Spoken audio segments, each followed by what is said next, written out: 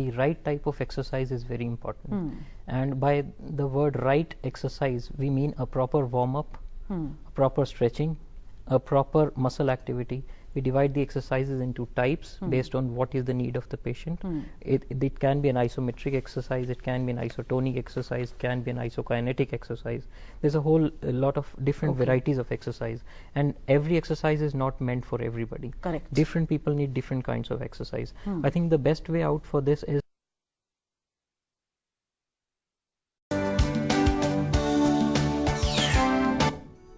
Welcome back. This is Healthy India, and today we are talking about arthritis and how to manage it properly.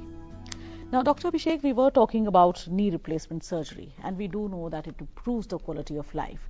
But is every patient whose pain is unbearable or who is not responding to drugs, is every patient the right candidate for knee replacement surgery or not? no. Knee replacement surgery, I think for that matter, any surgery should be taken with a pinch of salt. What is most important is recognizing the person and the stage of the disease as at which the person should be operated, the patient should be operated.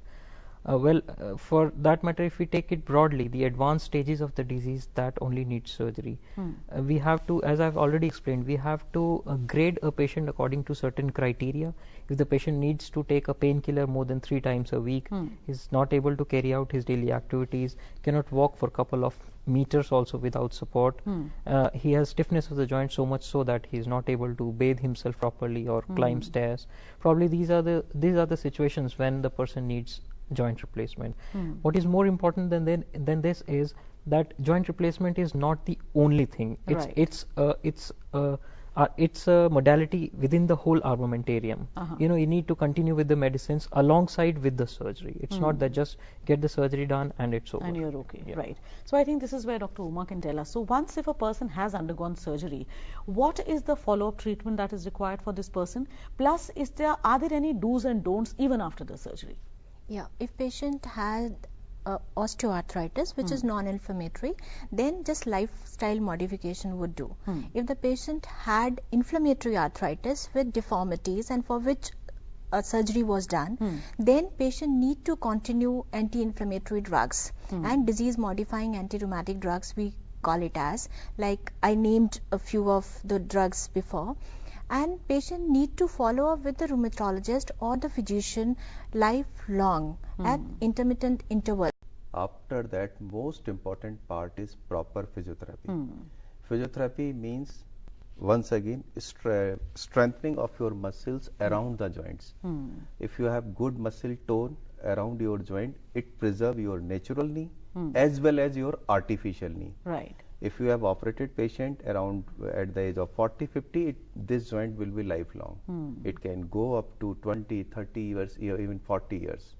If you have done proper surgery, if patient is taking proper care.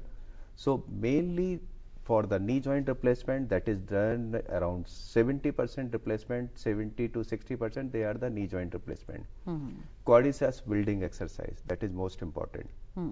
For the hip joint, abductor strengthening exercises and stretching of the group of muscle which is tight. And as Dr. Uma and Dr. Abhishek mentioned, lifestyle modification that has to be adopted. Like ukdu or palti maar ke nahi baithna hai. These two postures, they are marketed कि मैं ऐसा joint बदलता हूं जिससे कि आप उकड़ू और पालती भी मार सकते हो. That is wrong. That is marketing. That is absolutely wrong. There are joint. They give little more flexion. You can do that. But if you are doing that, then your the life span of the joint will be less. Even those who have made these joints, they have told avoid that. So now, Dr. Abhishek, so how long does this physiotherapy really has to go on once a person has had a surgical intervention? Well, there are no fixed guidelines as to how long that physiotherapy will go, but it's an individual patient-to-patient assessment. If a person of 70 years of age undergoes a surgery, he might need a physiotherapy for a little longer as compared to if a relatively younger person were to undergo the same surgery. So it actually depends on the assessment from patient to patient, but broadly speaking, I think 3 to 4 weeks of dedicated physiotherapy followed by once the person understands how to go about the physiotherapy, how to do it, the person can, in a span of 3 to 4 weeks, he can understand fairly well that, okay, these are the things I have to do, this is the correct manner how to do it, and these are the things, more importantly, these are the things I have not to do, these are the things I have to avoid. Now, since we are running short of time, Dr. Abhishek, very quickly, can you tell us as to what are the costs that are involved for these kind of surgeries, and which would pay anything at all? Right. Now, Dr. Uma, is there a national health program for these kind of problems of arthritis or any other bone problems per se? Would you like to tell me something about it? Unfortunately, none. We don't have any national program for prevention of arthritis in our country. There are programs for osteoporosis, which is not arthritis. That's weak bones. For arthritis, we don't have any. And there's a need for having national programs for prevention and treatment. I'm sure. Arthritis. Now, Dr. Yadav, at the end, what is the take-home message that you would like to leave for the message is that be active. That prevents arthritis. Secondly, if you have really developed arthritis, take early treatment. Thirdly, if your activity has gone down, your joints are destroyed, the joint replacement, they are very fantastic surgery that has to be done as a last resort. That is my message. Right. Well, before we go, let's take a look at a recap of whatever we've talked so far. Symptoms of arthritis are fever, gland swelling, weight loss, fatigue, generally feeling unwell, and abnormalities of lungs. Causes of arthritis are genetic, age, weight, previous injury, occupational hazards, some high-level sports, illness and infection. Treatment includes medications, braces and supports, rehabilitation and therapy, and sometimes surgery.